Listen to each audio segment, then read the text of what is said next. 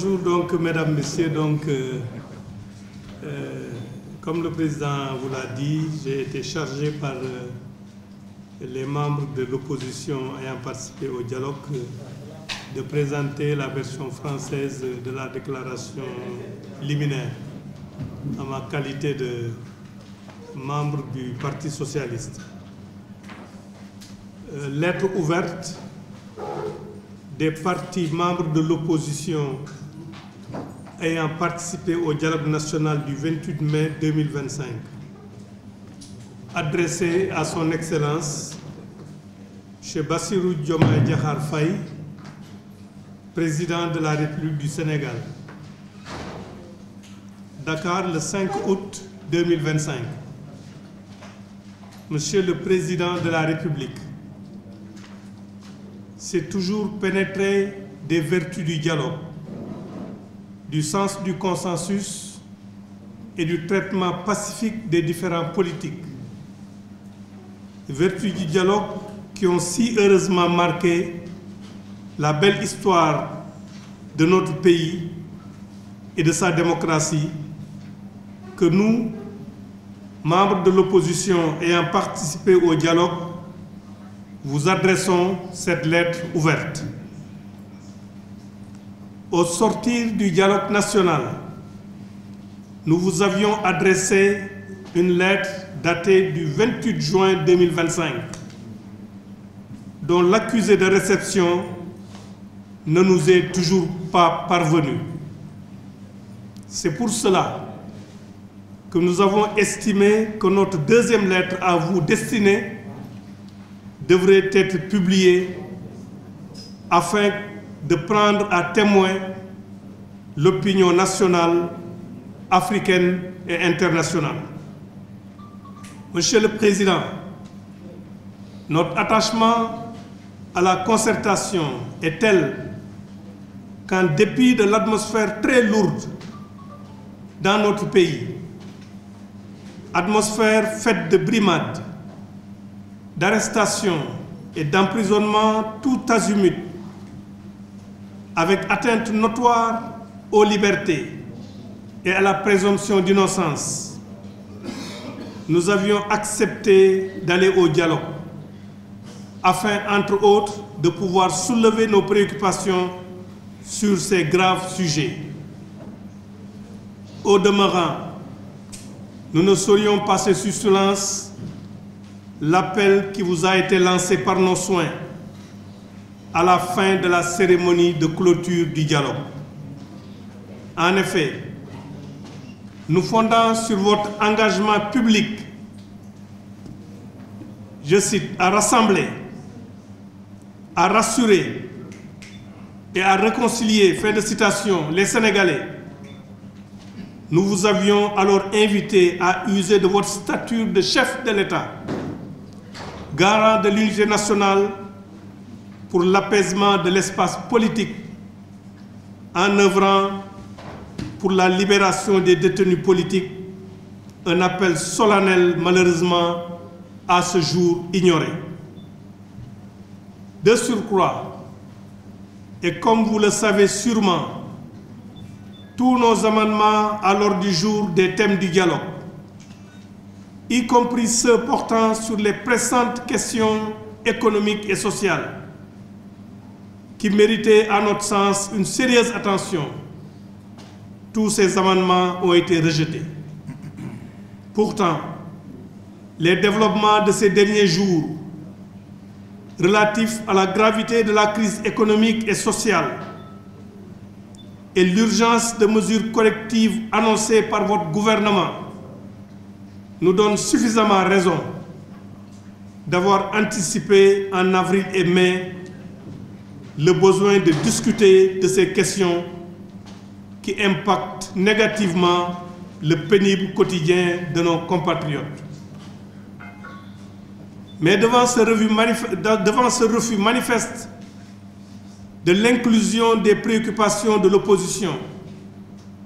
et mettant toujours le Sénégal au-dessus de tout,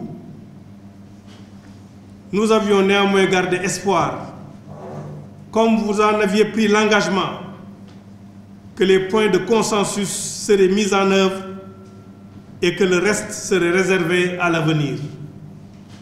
Notre conviction demeure que non seulement notre pays le mérite, mais notre pays y trouve un grand intérêt.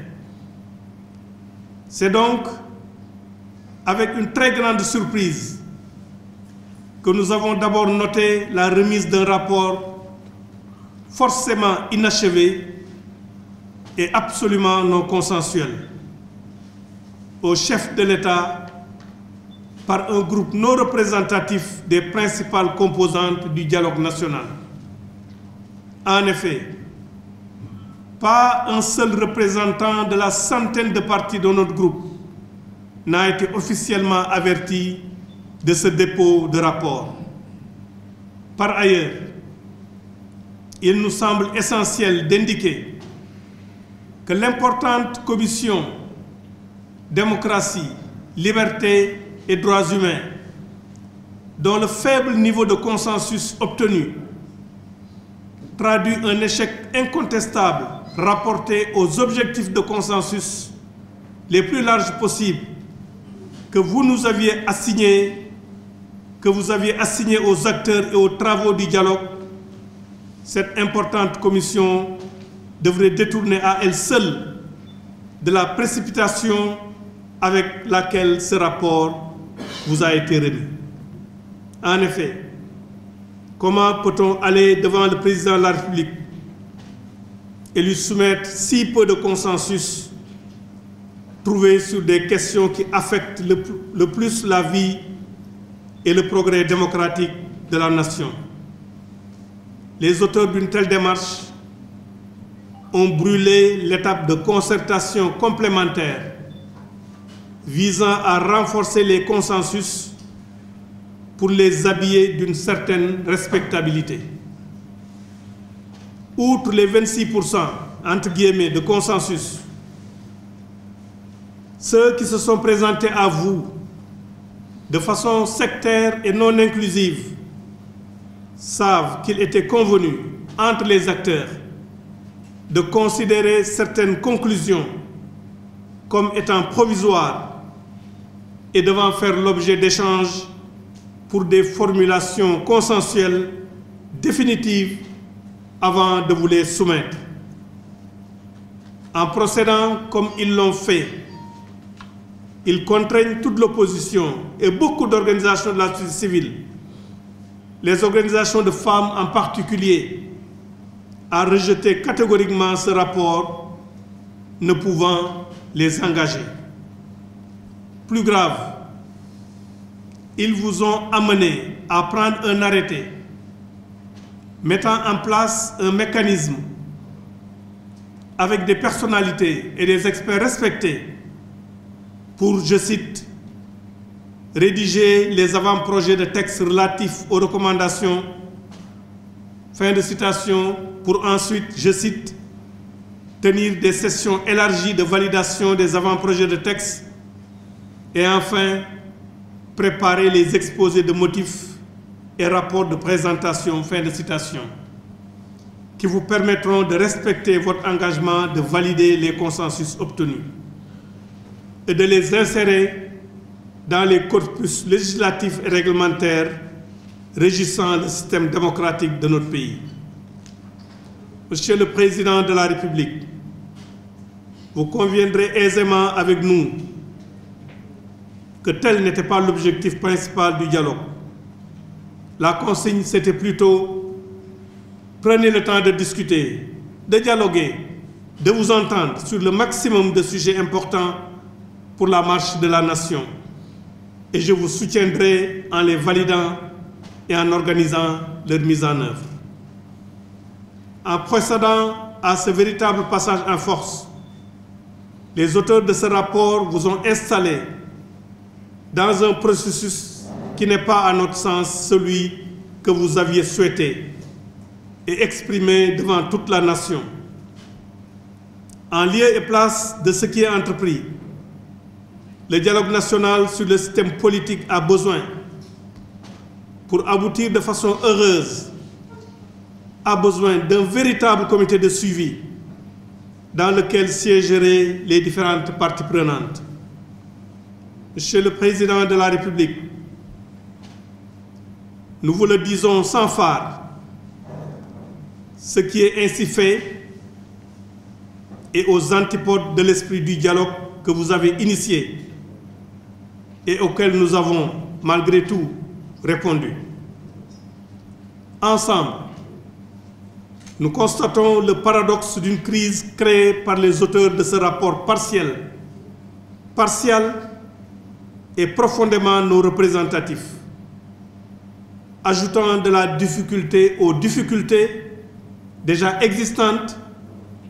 et que nous voulions de concert lever. Si ce biais n'était pas rectifié, et quelle que soit notre profonde conviction que nous avions absolument raison de participer à ce dialogue national, nous serions au regret de ne pouvoir endosser ce rapport et les recommandations qui en sont issues. Il en serait ainsi parce que nous sommes persuadés que ces recommandations, au lieu d'être consolidantes pour notre démocratie, pour les libertés et pour les droits humains, aboutiront à des textes de discorde, de division et de fracture démocratique davantage poussés. Nous avons cru percevoir un certain sens de l'urgence et de l'intérêt national dans vos appels constants à la réconciliation et à la sérénité dans la conduite des réformes aujourd'hui devenues matures. Voilà pourquoi nous ne désespérons pas qu'avec vous, qu'avec nous, vous œuvrerez pour un Sénégal meilleur, pour tous ses fils, pour un Sénégal toujours exemplaire en Afrique. Merci pour votre attention. C'était la lecture de la lettre ouverte. Dans de séance, Monsieur Maguette Sy. Asalaamaaleykum mbokk yi, maa ngi leen di nuyu kenn ku nekk ci turam ak santam di wax ne dama war a jàng bataaxal bi nga xam ne kujje gi bokkoon ci dialogue national bi ñoom ñoo ko bind njiitu réew mi di son excellence Bassirou Diomaye Diakhar Faye ni nga ko bind talaata tey juróomi août 2025. Donc, Monsieur le Président de la République, ñun kujje gi nga xam ne ñoo bokkoon ci dialogue national te lépp lu ñuy def dañ koy méngaleeg li nga xam ne moom la suñu réew aadawoo suñu réew moom la baaxantaloo muy wàllu diisoo di wàllu également fexe ba nu nit ñi di àndandooree d'accord walla àndandoor mànkoo ci ay dogal jàpp tamit ne amul benn féewaloo politique boo xam ne waxtaan ba juboo ci jàmm mënu cee am ndax loolu ñu ngàlloo loolu lañu ràññee ci suñu taarixu réew boobaak léegi noonu lay wéyee démocratie bi tamit ci bànqaas yooyu la wékku ba tax na ñi ngi bind bataaxal bii di ko jébbal président de la république bataaxal bi nag doonte bataaxal la boo xam ne waroon nañ ko mën a jël jox ko njiitu réew mi bii dañ ko jël di ko seedeloo askan wi ne fii ci biir Sénégal di ko seedeloo Afrique di ko seedeloo ñi ne ci àdduna bi yépp li tax ñu def loolu mooy gannaaw bi njiitu réew mi wootee dialogue ñaar fukki fan ak juróom-ñett ci weeru mai weer bi ci topp muy ñaar fukki fan ak juróom-ñett ci weeru juin ñun kujje gi bind nañ ko bataaxal boo xam ne dem nañ ba présidence de la république jébbal ko fa bataaxal boobu nag biñ ko bindee neewuma la wax nañ ñu ne jot nañ si walla jotuñu si waaye dañ ñoo sax faf tontuwul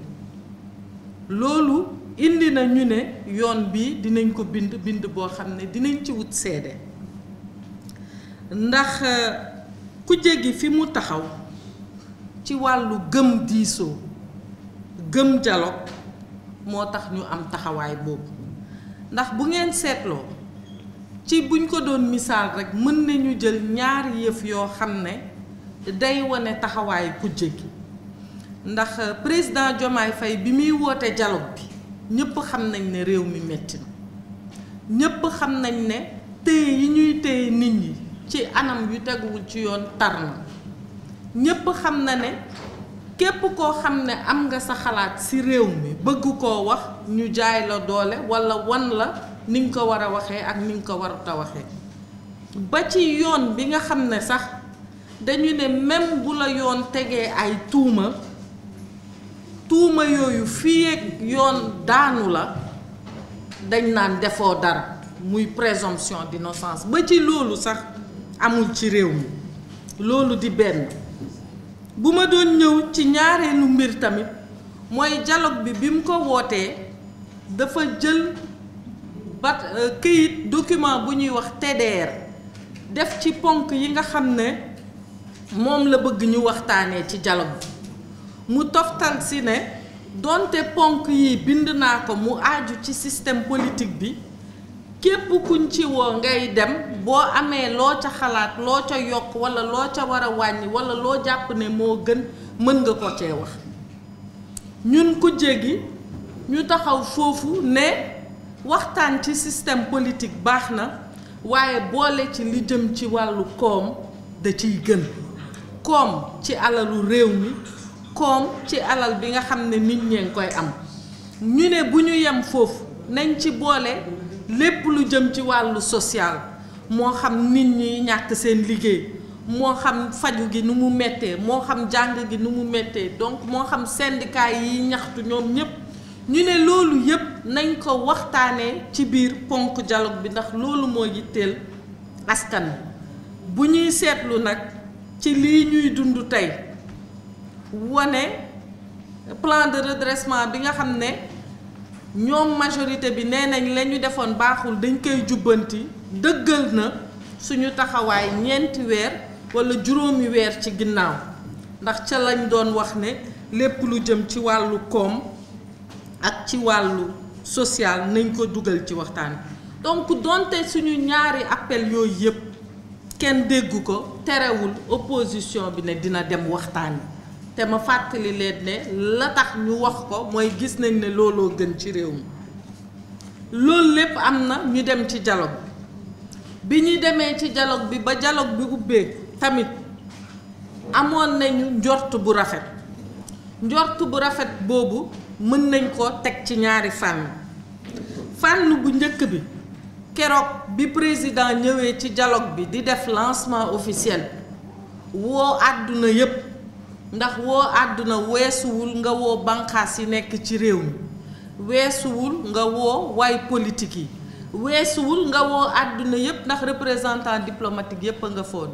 nga seedeel leen ne yow xam nga taxawaayu njiitu réew mi ñuy xaar ci yow mooy dajale njaboot gi mooy dalal xelu njaboot gi mooy fexe ba njaboot gi doon benn nga jubboole leen nga teg ci ne lépp loo xam ne mën nga ko pour loolu lépp nekk benn pour situation politique bi maanaam xëccoo waayu langue politique bi ni mu taree loolu yépp nga seddal ko loolu lépp mu seddal ko nit ñi ñu ne kon dialogue bi war na mën dal xel donte keroog bi dialogue bi jeexee def nañu déclaration boo xam ne gis nañ ne mujjul fenn surtout ci wàllu ñu ñuy jàpp te lenn waralu ko lu dul jaay doole politique ku gis jàpp yi xam ne dañ leen a jaay doole di régler ay problème politique yoo xam ne yoon dàq na ko donc benn boobu ci wàllu posture njiitu réew mi daloon la noonu suñuy xel ñaareelu ponk bi nga xam ne dalal na suñu xel tamit mooy njiitu réew bi ci boppam moo ne bu ngeen waxtaanee déggoo lépp lu ngeen déggoo ci sama dayoo njiitu réew danaa ko doxal lépp lu ngeen déggoowul dinañ seet nuñ koy dàqee ba beneen yoon walla ñu xool ban taxawaay lañ ci am loolu nag tax na keroog ba ñu gisee ne ñi président dénkoon liggéeyu dialogue bi ñu ngi koy jébbal rapport mu jommal yéem ñu jaaxal ndax jébbal rapport boo xam ne parewul mooy ne rapport bi kenn àndu ci ndax bu fekkee ne ay pàcc ñoo séq liggéey bi dialogue bi fokk ñu ràññee ci ñaar dafa am ñoo xam ne ñooñu la président jël ne leen waxtaan bi ma bëgg mu wéy ci diggante kenn réew mi banqaas yi séq réew mi na ngeen dem ngeen seet la ñu wax yéen na ngeen koy tënkee mais waxtaanu ponk yi ñuy waxtaanee partie prenante yi ñoom ñoo ko war a def kon su fekkee ne yow bi ngay jébbal sa rapport dangaa jug rekk ba partie prenante yooyu gis ko ci télé bi yéguñu tinuñu te nga waxoon leen bi dialogue bi di pare ne bataaxal bii ñu jot a tënk du bataaxal boo xam ne pare na ndax war nañ ko defar ba pare bindu ko ba pare jébbal leen ko li ngeen waxe ci seen xalaat bu fekkee ne noonu la xayrun bu fekkee ne du noonu ngeen wax li mu doon su paree ñu door ko tënk jébbal ko njiitu réew mi loolu amul ñi ñu dénkoon liggéey bi jàpp nañ ne li gën ci ñoom bi ñu seggee li ñi doon waxtaan wax ba pare loolu la ñu tënk yóbbu loolu nag mënuñoo engagé ñun ñi nga xam ne bi ñuy dem ci dialogue bi di wuy ji lu tolloog téeméeri kuréelu politique ñoo jël seeni baat jox ñu ko ngir ñu dem teewal leen kon rapport boobu mënuñoo engagé mais leneen li nga xam ne foofu la ñu war a gën a taxaw saytu mooy dialogue bi ñetti commission moo ci am commission yu ne am solo lool mais daf ci am benn boo xam ne moo ëpp solo lépp muy commission démocratie droits humains ak liberté commission boobu buñ ko doon tënk dañ naan mooy commission bi nga xam ne mooy wax doomu Sénégal bu ne lan mooy wàllam ci réew mi lan moo ciy pàccam lan moo ciy taxawaayam lan moo ciy cëram te cëram boobu naka la ko war a jëfandikoo ak naka la ko war a jëfee waaw commission boobu nga xam ne ci misaal bu doon fukki ponk lañ ci doon waxtaan ñaari ponk rekk lañ ci déggoo da nga jël lu mel noonu jébbal ko njiitu réew mi la ne loo leen waxtaan doyul jàpp naa ne bu waxtaan bi gënee xóot déggoo yi dina gën a yaatu te looloo ba gënal nga gaawantu jël document bi déposé dafa daldi tey suñu xel loolu moo tax ci bonne foi bi nga xam ne ñun jàppal nañ ko njiitu réew mi ci ne moom xam na ne dafa war a tëddee njaaxanaay xam na ne réew mi kenn ku nekk dafa war a yem ci moom te xam na ne dañ ko dénk réew mi ba nga xam ne ñi ko dénk ñoom ñooy xool li war a doxal réew mi ñu waxtaane ko ba déggoo ci loolu du ñu wëy di xalaat ne mën naa ne moo tax ñu ne ñii nga xam ne njiitu réew mi da leen dénkoon liggéey bi te ñu defloo ko lii ñu ko defal jébbal ko rapport boo xam ne matul parewul te lu matul parewul mënul engagé nit ñi ensuite ñu jëlloo ko arrêté boo xam ne tànn na ay nit ñu xarañ ci wàllu bind ay dogal ndax loi dañ koy bind du ñëpp a ko mën a bind dafa am ñoo xam ne ñoom ñoo ko mën a bind mu tànn ci ñu ñu ràññee ñu naw ne bind leen waaye boo leen gisee lañ ci toftal moo lay wan ne liggéey bi tëñëx tëñëx dëgg la woon ndax buñ ne ñoom bu ñu bindee ba pare dinañu dem def ay assemblée élargie maanaam dinañ dellu ci ay kuréelu mbooloo pour wax leen lii ñu bind ñoom mbooloo mi nañu wax exposé des motifs ndax texte boo koy bind day ànd ak document buy faram-fàcce loi bii nga teg dogal bii nga teg lan moo tax nga teg ko lan nga ci jublu ak nit ñi nan lañ ko war a doxale kon bu fekkee ne yow da ngay bind ba pare pour dem ci nit ñi pour wax la léegi na la nit ñi wax lan nga ci namm lan nga ciy def ak nan lañ koy dogale loolu mooy daanu ci sareet rek te nga nekkoon ak acteur yépp ci salle ñooñu ne la tegal comité de suivi boo xam ne képp ku bokkoon ca waxtaan ba dana ci indi ndawam ñooñu yeggali liggéey bi mottali ko ba nga xam ne donte am nañu ay déggoo mais déggoo yi ñu am mën na gën a yaatu su fekkee ne am nañu temps bu doy pour waxtaan. lu mel noonu jàpp nañ ne ñi def loolu président dañu xamul fi réew mi toll dañu xamul jafe-jafe yi ci réew mi te dañu jàpp ne réew mi benn pàcc rekk ko moom moo tax loolu ñi ngi woowaat président de la république ci moom na mu ko bëggee woon parce que moom moo ne jël leen seen temps ngeen discuter ngeen dialogue donc président Diomaye moo ne jël leen seen temps ngeen waxtaan ngeen weccoonte xalaat su ko defee déggoo yi gën a mën a yaatu gëm nañ ne président bu fekkee ne buggul passage en force bii ñu ko bëgg defloo ci document rapport bi te gëm na ne également opposition bi boobu ba léegi seen taxawaay mooy teg Sénégal seen kanam lépp lu ñuy def Sénégal la ñuy teg seen kanam te nag bii du opposition yaafus de opposition bu am xam-xam la opposition bu mën liggéey la opposition bu xam lu muy def la yaakaar naa ku xool table bi xam ne cuune new fi ku xool table bi xam ne doo wax tey lii suba nga waxaat lële kon bu fekkee ne daal te ñun loolu la ñu gëm ne président de la république bëggul ñu yokkal ko jafe-jafe ci jafe-jafe yi am ci réew mi ba pare ñi ngi sàkku di wéy di biral comité de suivi boobu nga xam ne waxoon nañ ko mu doon lu ñuy teg kon fa laay daanalee di wax ne rek ñi ngi am espoir toujours que ne dina dégg li ñu wax ngir ñu am Sénégal bu gën ci Sénégal bii ñu am boo xam ne ay doomam moo xam ñu góor ñu jigéen ñu mag ñu ndaw ñoo koy tabax mais li ëpp solo mooy Sénégal di wéy di nekk royukaay ci Afrique maa ngi leen di gërëm di leen sant